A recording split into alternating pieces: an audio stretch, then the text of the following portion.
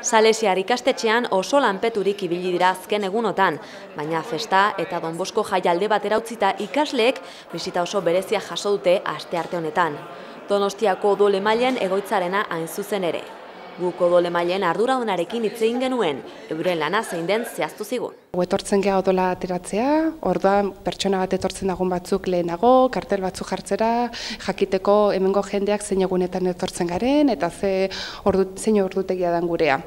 Orduan, eguna iristen denean, hona etorri, material guztiarekin, eta jendea animatzen den enean, lehenengo elkarrizketatxo bat egin, den ongi baldin badago, odola ateratzen diegu. Informazio ematen duzute? Bai, hori da, etortzen direnean, galdetzen diegu, goizez denean, batez ere, ea gozaldu duten, ze baraurik ere ezin da etorri odola ematera.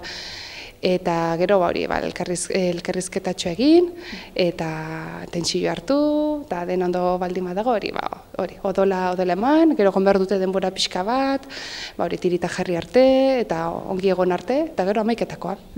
Odola emateko zer baldintza behar diren ere azaldu zizkigun odolemailen arduradunak. Lehenengo, 18 eta 65 urte artean, egotea, adin izatea, gero 50 kilo gutxienez pixatzea, eta osasunez ongi egotea, batez ere hori edia baldintza.